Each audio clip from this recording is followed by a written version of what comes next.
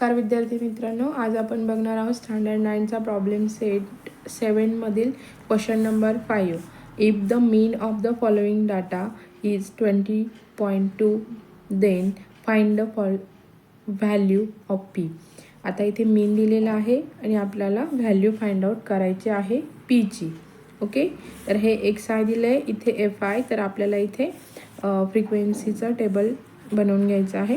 तर आता एक्स आयच्या ज्या व्हॅल्यूज आहेत त्या आपण इथे राईट करून घेणार आहोत. 10, 15, 20, 25 and 30.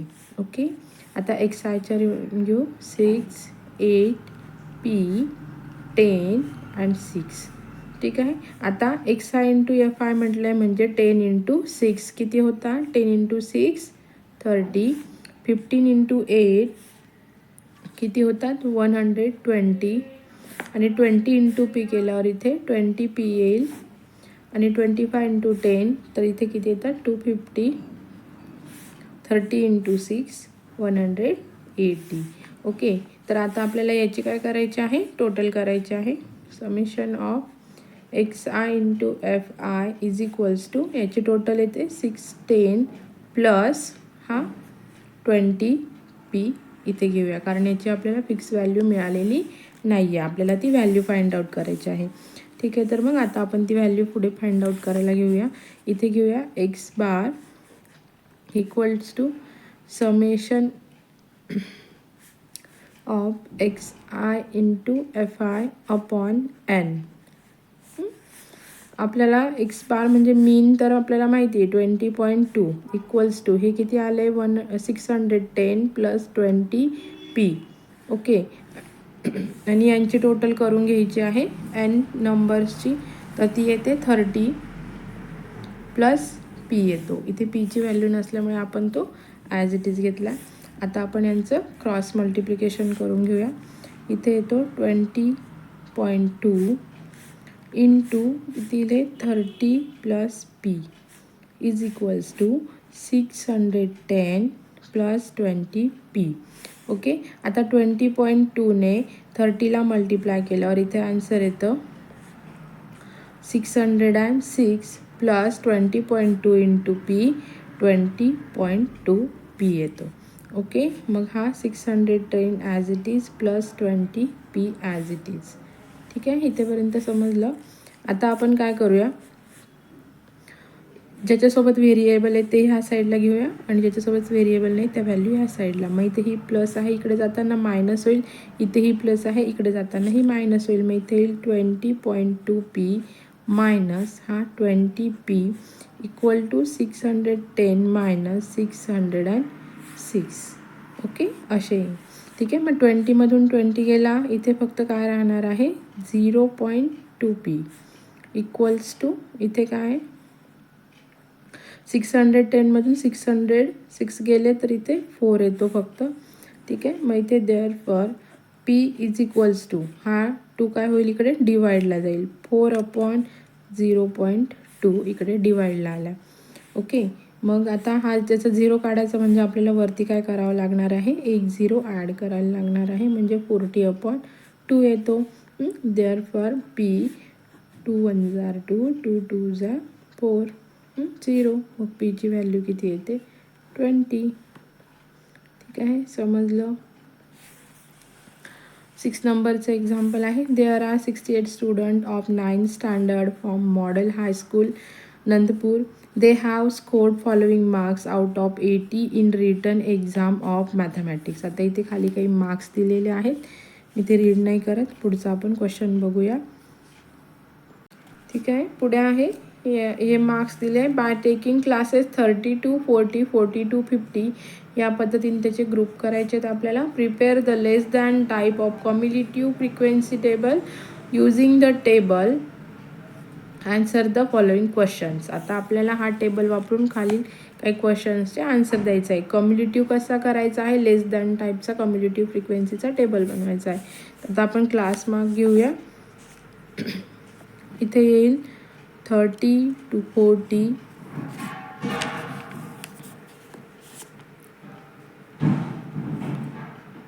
40 to 50, 50 to 60, 60 to 70, and 70 to 80, and 80 to 90. Okay, आता फ्रिक्वेन्सी मार्क्स काउंट करून घेऊया. ठीक आहे, आता फ्रिक्वेन्सी हे तुम्ही बुकमध्ये व्यवस्थित हे करून घ्या, मी करून ठेवलेलं आहे ते. आता 30 to 40मध्ये किती येतात? 40 येते. 40 to 50मध्ये 20 येतात, 20 स्टुडंट. 50 to 60मध्ये 11 स्टुडंट येतात. 60 to 70मध्ये 12. देन 70 to 80मध्ये 9 स्टुडंट येतात, आणि 80 to 90मध्ये 2 स्टुडंट येतात. ओके, मग n इक्वल्स टू याची टोटल येते आपली 68. असे टोटल 68 स्टुडंटचे हे इथे आलेले मार्क्स आहे, कोणत्या दरम्यान किती येतात. आता मग लेस दॅन घेतली कम्युनिटी म्हणून आपण हा 40 ॲज इट इज घेऊया. इथे येईल 40 + 20 इक्वल्स टू किती येतात इथे? 34. मग 34 + 11 इक्वल्स टू किती येतात इथे? 45. 45 + 12 किती येतात इथे? 7 अँड इथे 57 येतात. 57 + 9 इक्वल्स टू इथे 66 येतात, आणि 66 + 2 इक्वल्स टू 68 येतात. ठीक आहे, समजलं. आता आपल्याला काही प्रश्नांची उत्तर द्यायचं. आता इथे विचारलं आहे, how many student have scored mark less than 80, म्हणजे 80 मार्कापेक्षा कमी मार्क्स असलेले स्टुडंट किती आहेत? आता हे 70 ते 80च्या दरम्यान आहे. इथे किती येतात? मग हे किती येतात मार्क्स? 66 स्टुडंट 80 मार्क्सपेक्षा कमी असलेले आहेत. ओके, सेकंड आहे, how many student have scored marks less than 40. आता 40पेक्षा कमी असलेले म्हणजे इथे 40पेक्षा कमी म्हणजे हेच येईल. 40च्या आतमध्ये मार्क्स असलेले किती स्टुडंट आहे? 14 स्टुडंट आहेत. ते लिहून घेऊया आपण. ठीक आहे, थर्ड नंबरचा क्वेश्चन आहे, how many student have scored mark less than 60. आता 60पेक्षा कमी असलेले मार्क्स किती आहेत इथे? इथे हे 60 म्हणजे इथे 45 स्टुडंट आहेत. 45 स्टुडंट. ओके, समजलं. बघा 7 नंबरचा क्वेश्चन आहे, by using data in example 6 and taking classes 30 to 40, 40 to 50, prepare equal to or more than type of cumulative frequency table and answer the following question. आपण जो मागचा प्रश्न पाहिला त्याचाच डेटा इथे यूज करायचा आहे, पण इथे मोर दॅन कम्युनिटिव्ह फ्रिक्वेन्सी टेबल आपल्याला बनवायचं आहे. तर चला, तर मग आपण टेबल राईट करून घेऊया. 30 to 40, 40 to 50, 50 to 60, 60 to 70, 70 to 80, 80 to 90. Okay, ते आहे 14, 20, 11, 12, 9 and 2. n is equals to 68. Okay, आता मोर दॅनचा करायचं म्हणून मग आपण काय करू? 68 हा वरती घेऊन त्याच्यामधून हे जे नंबर्स आहेत ते मायनस करत येणार आहोत. 68 - 14 equals to 54. 54 - 20 equals to 34. 34 - 11 equals to 23. Okay, 23 - 12 equals to 11. 11 - 9 equals to 2. आला आपला शेवटचा 2 इथे ॲज इट इज. ठीक आहे, आता जे प्रश्न विचारलेत त्याचे उत्तर आपण इथे बघणार आहोत. फर्स्ट क्वेश्चन आहे, how many student have scored mark 70 or more than 70. ज्यांना 70 मार्क्स मिळाले आणि 70पेक्षा जास्त मार्क्स मिळाले आहेत असे किती स्टुडंट आहे? इथे 70, आणि 70पेक्षा जास्त मार्क्स मिळालेले स्टुडंट किती आहेत? 11 स्टुडंट आहेत. ओके, आता इथे सेकंड क्वेश्चन आहे, how many student have scored mark 30 or more than 30. 30 किंवा 30पेक्षा जास्त मार्क्स असणारे टोटल स्टुडंट किती आहेत? 68 स्टुडंट आहेत. 30 किंवा 30पेक्षा जास्त मार्क्स असणारे 68 स्टुडंट आहेत.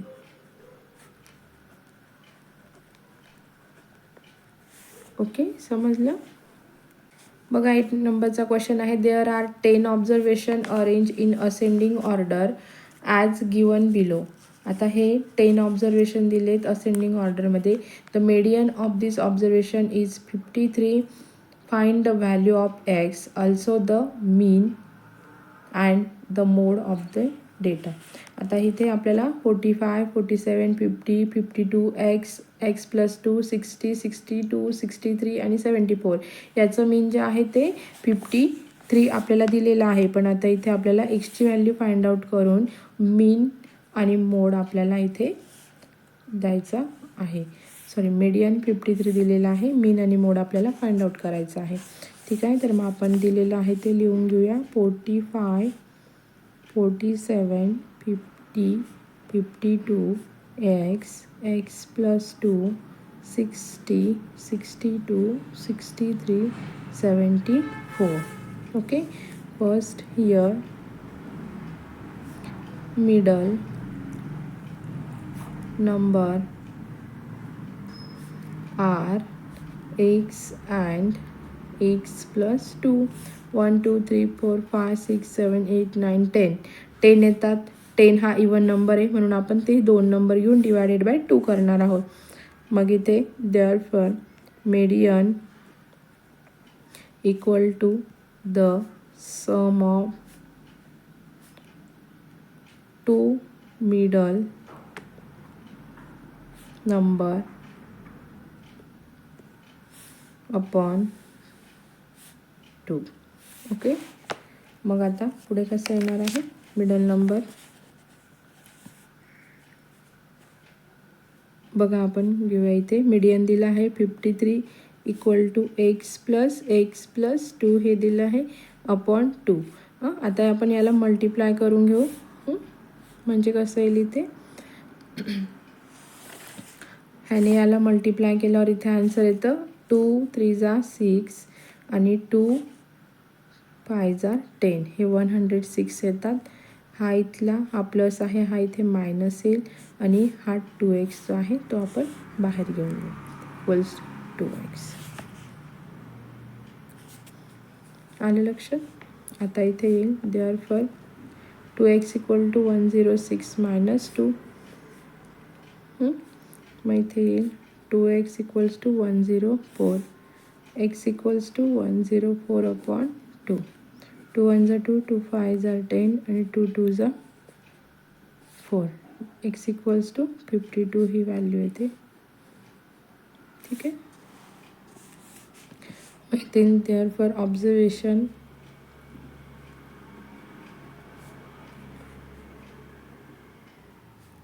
(45, 47, 50, 52, then 52, 54, 60, 62, 63 and 74.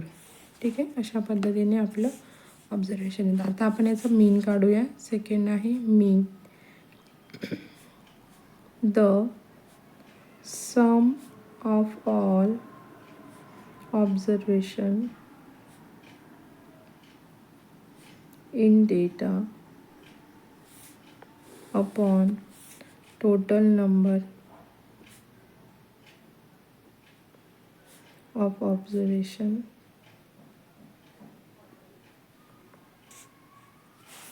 equals to 45 plus 47 plus 50 plus 52 plus 52 plus 54 plus 60 plus 62 plus 63 plus 74 upon 10 आहे.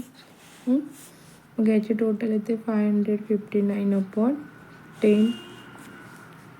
ठीक आहे, 10ने याला डिवाइड केल्यानंतर इथे आन्सर येतं 55.9. दिस इज द मीन. ठीक आहे, आता थर्ड घेऊया. आता हिअर ऑब्झर्वेशनमध्ये बघायचा मॅक्झिमम टाईम कोणती संख्या आलेली आहे 1 2. ठीक आहे, 2 टाइम्स 52 आलेला आहे म्हणजे मोड तो येतो आपला 52. The number 52 occur maximum times therefore mode equals to 52. ठीक आहे, समजलं. असेच नवनवीन व्हिडिओ बघण्यासाठी चॅनलला लाईक करा, सबस्क्राईब करा आणि शेअर करा. आणि यामागील व्हिडिओ आपल्या यूट्यूब चॅनलवरती आहे, तिथे जाऊन सर्वांनी बघा. थँक्यू.